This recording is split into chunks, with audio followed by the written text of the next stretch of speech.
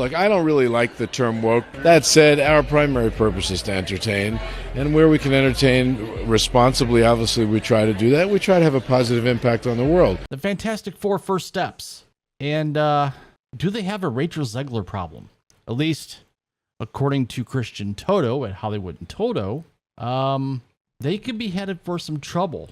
Even if Disney had not fallen prey to wokeness and nonsense in recent years, even if Disney still had the most talented people in the world working with the best writers, with a good sense of narrative and the cultural moment, even if everything worked perfectly, it would have been almost impossible for this movie to succeed. This is set in a futuristic 1960s, and they kind of bypassed the origin story. I mean, we're headed right into full-blown, here they are. Disney so up against it. Why? Because it doubled down on DEI. As CEO, it is my responsibility to address the criticism related to our latest feature, Snow White.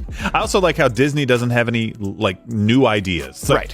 What have we done before that's worked? Let's do that again. Yeah. The big bad in the movie is Galactus, and, that female Silver Surfer. But what I'm going to talk about here is comments from the cast that are stirring some controversy. And then what do you know? They try all this updating. They get this lousy screenwriter, in my estimation, because I saw this thing and it was awful, like really, really, really bad. Disney is another company that's been in hot water. They've been in a downward spiral. I don't really care about that. What I care about is how she hated the story because it needed to be wokeified, and she hated the fact that there was going to be a Prince Charming of some sort, and they needed to update it. There were reportedly not even going to be dwarfs either. Rainbow people instead. I thought it was a fan protest. And even the word dwarfs isn't mentioned in this remake. The film has people saying, don't mock sleepy as a neurological condition, and dopey isn't really dopey, that'd be rude. Peter Dinklage questioned why the story even included the characters at all. They're very proud to cast a Latino actress as Snow White. Yeah. But you're still telling the story of Snow White. Yeah. And Seven Dwarfs. Sure. So, look, take a step back and look at what you're doing. You actually just erased the dwarfism side of it, the disability, we're a disability group. You just erase that whole image. Rachel Zegler just had one of the most disliked trailers in history with Snow White, but now after all the controversy, she's come out slamming Gal Gadot. First, let's begin with Rachel Zegler and her live-action Snow White, which by all accounts is a box office flop. There's a new phrase haunting Hollywood boardrooms, the Rachel Zegler problem. It's not just about one actress anymore, it's become a full-blown warning sign. A term executives are using behind closed doors to describe how one star's controversy can hijack an entire movie's narrative, tank fan goodwill, and sink what was supposed to be a billion-dollar franchise. And it all started with Disney's live-action Snow White. Rachel Zegler wasn't just the face of the film, she became the symbol of everything that went wrong. From calling the 1937 original weird to suggesting Prince Charming was basically canceled, her off-script comments set off a wildfire so fierce that not even Disney's legendary PR machine could contain it. Test screenings bombed, fan trust plummeted. The backlash was so intense that Bob Iger himself had to do something unthinkable: issue a public apology. With a $270 million plus budget, it's grossed just $86 million domestically and $195 million globally as of this past weekend. I'm not even taking this weekend's numbers into account yet. Disney admitted they lost the magic. They promised they would do better. They promised they were listening. But here's the problem. While Disney was apologizing for Snow White, they were quietly setting up another time bomb. Their next crown jewel, Fantastic Four: First Steps, already shows all the warning signs: political statements, actor controversies, fans raising eyebrows and asking the same question. Are they doing it again?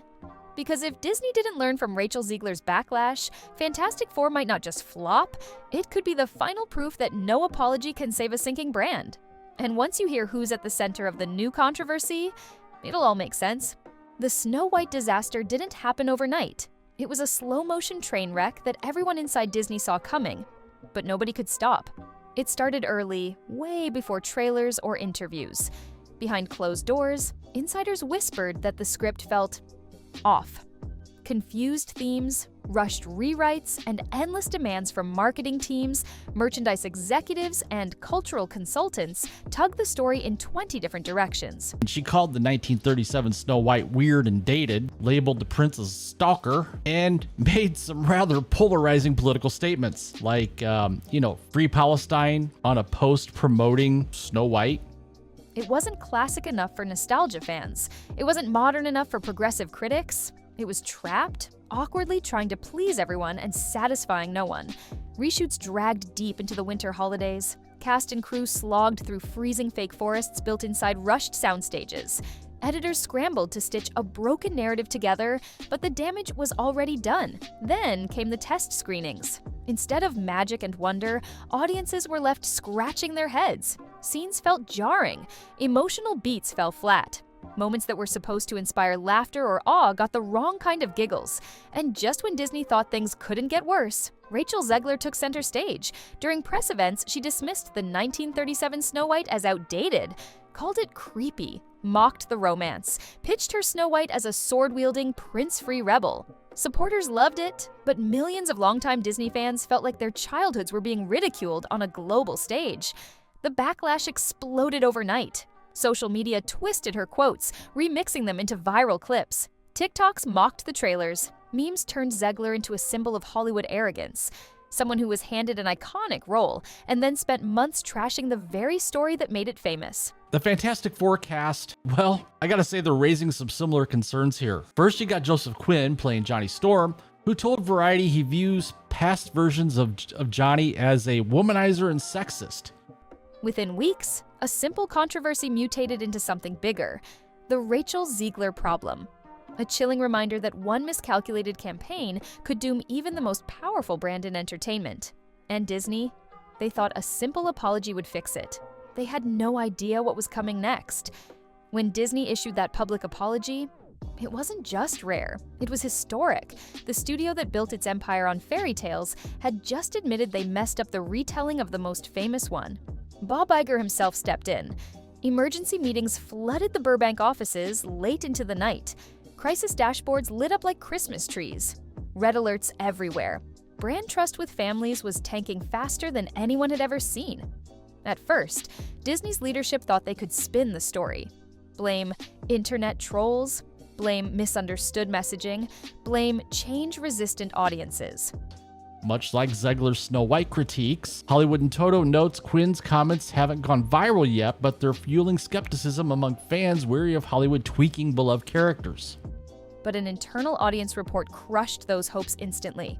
Compared to other controversial remakes, like The Lion King or Mulan, Snow White showed the worst drop in trust Disney had ever recorded. Not just among hardcore fans, among general audiences, the lifeblood of any blockbuster success. The recommendation was brutal: strategic withdrawal, stop pretending, admit failure before the brand damage spread to Disney parks, streaming platforms, and future tentpole movies. And so, Disney made a stunning call.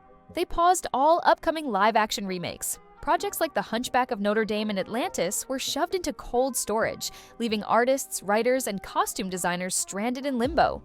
Meanwhile, PR teams scrambled behind the scenes. Holiday campaigns featuring the live-action Snow White were quietly canceled. Merchandise tied to the film was rerouted to warehouses. Theme park creatives ripped out references to the new Snow White overnight, replacing them with tributes to the 1937 original. For a moment, it looked like Disney was finally learning, finally listening to what their audiences were begging for. When people say woke, what they really mean is they're describing a worldview that hates you, that hates everything America stands for. Respect the classics, honor the legacy, stop chasing approval from Twitter trends. But behind the curtain, while Disney apologized with one hand, they were quietly laying the groundwork for their next big thing. A project that already had the same warning signs, the same fragile ingredients, the same potential to explode, and it was called Fantastic Four: First Steps. While Disney scrambled to put out the Snow White fire, they were already lighting the fuse on another, potentially even bigger, explosion. Fantastic Four: First Steps. This was supposed to be the reset button, the clean slate, the project that would remind audiences why they ever loved Marvel and Disney in the first place. On paper, it looked like a dream, a beloved comic. a fresh start for the MCU's future. A stacked cast led by fan favorites like Pedro Pascal, Vanessa Kirby, Joseph Quinn, and newcomer Ebon Moss-Backrack. But the warning signs popped up almost immediately.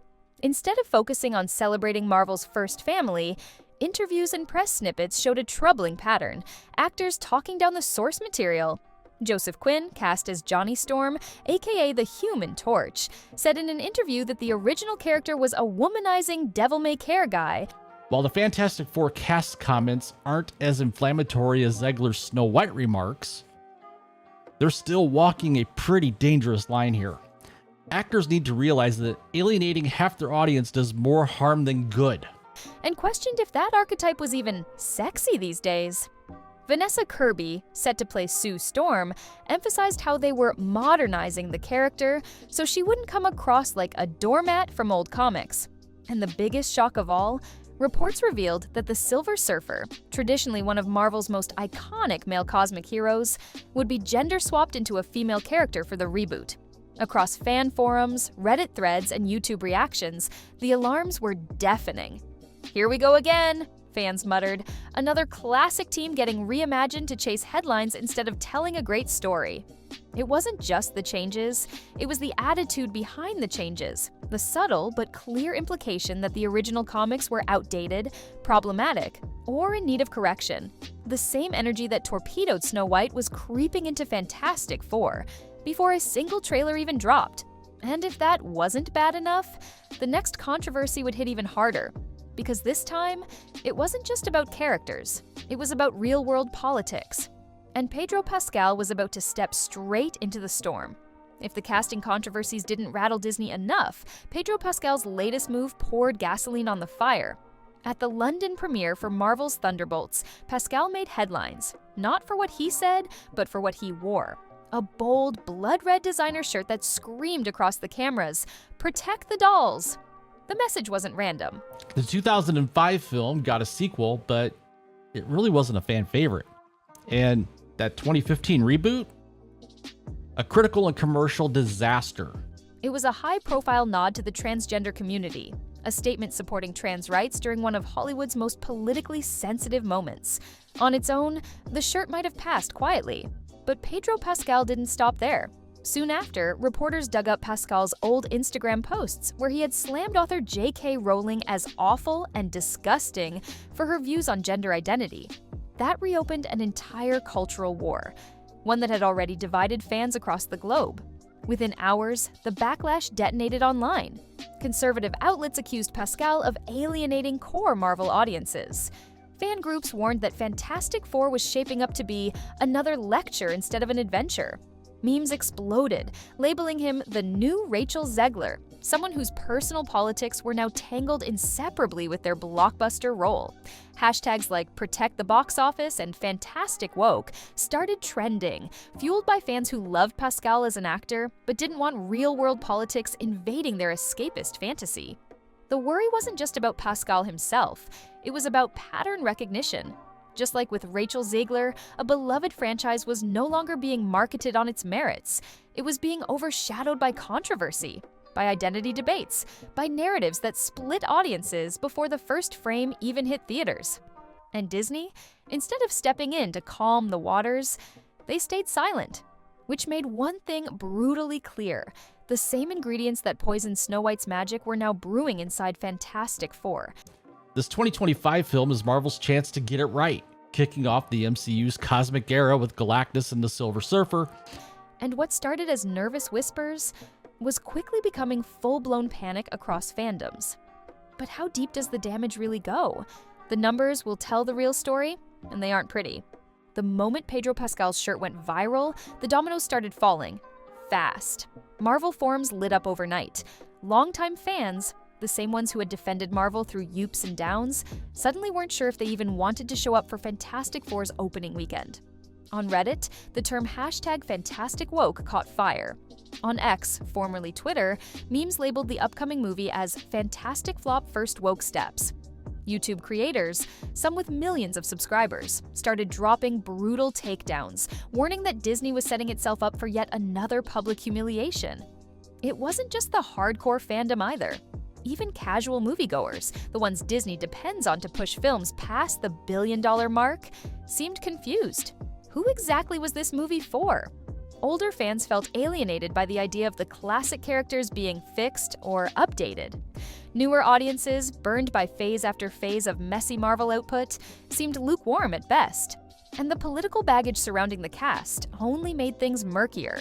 Worse yet, the timing couldn't be more dangerous. With Marvel already struggling after lukewarm performances from the Marvels and Ant-Man Quantumania, Fantastic Four was supposed to be the great hope, the franchise saver, the movie that would kick off the next era of MCU dominance.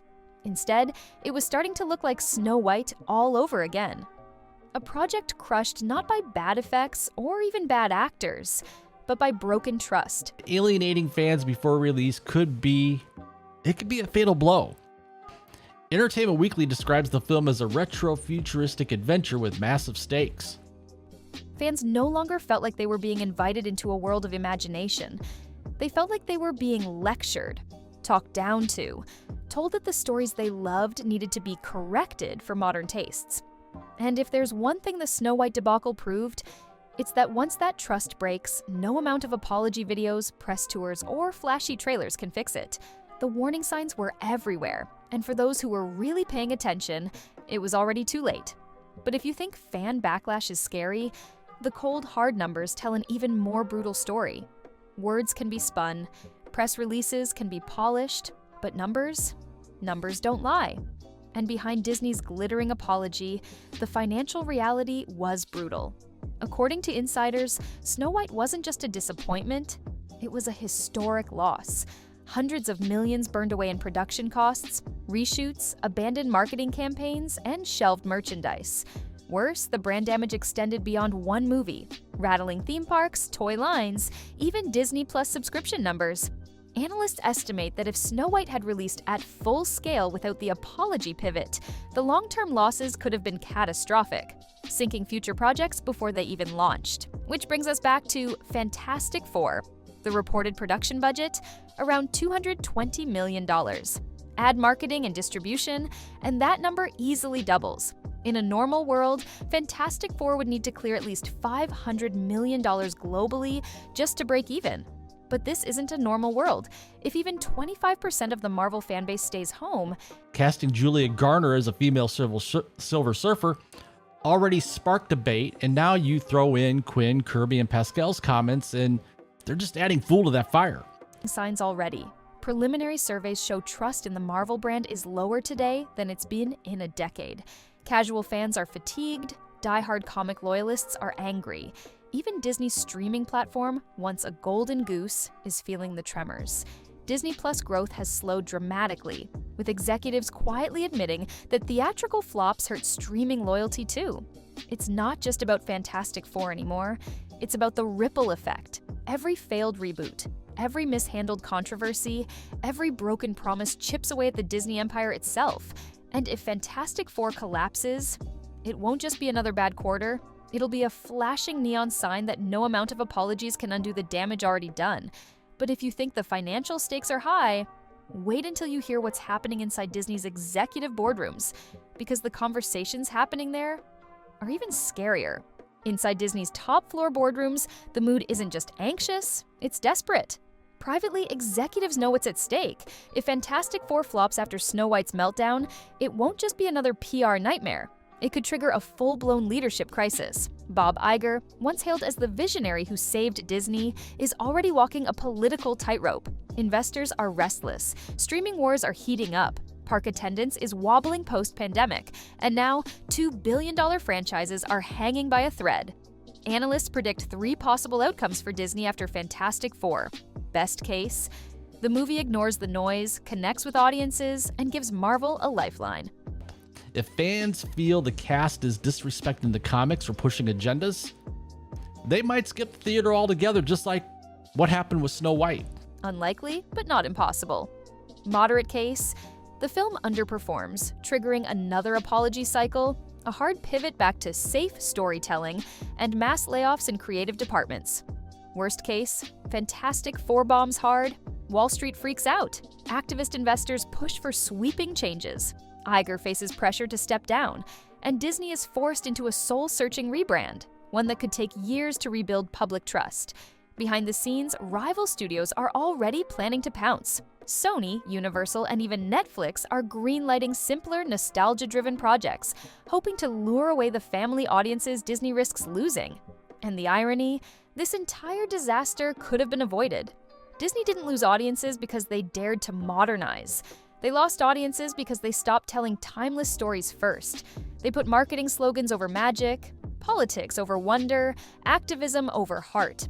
And now they're trapped in a lose-lose situation, apologizing with one hand while repeating the same mistakes with the other. The final test is coming faster than they think. The clock is ticking, the audience is watching, and this time, there might not be a second chance. Because if Fantastic Four flops, no amount of carefully worded apologies will matter. Disney's magic, the real magic, could be gone, for good. Disney's apology for Snow White made headlines. But apologies don't fix broken trust. Fantastic Four was supposed to be their clean slate. Instead, it's already showing the same cracks. Controversial stars, politicized messaging, and a fan base that's losing patience. The Rachel Zegler problem was never just about one actress. It was about a pattern. A growing disconnect between the stories audiences love and the stories studios think they want. Fans aren't asking for perfection. They're asking for magic. For stories that feel timeless, not preachy. For heroes who inspire, not lectures that divide. And if Fantastic Four flops, it won't just cost Disney money, it'll cost them something far harder to regain: belief.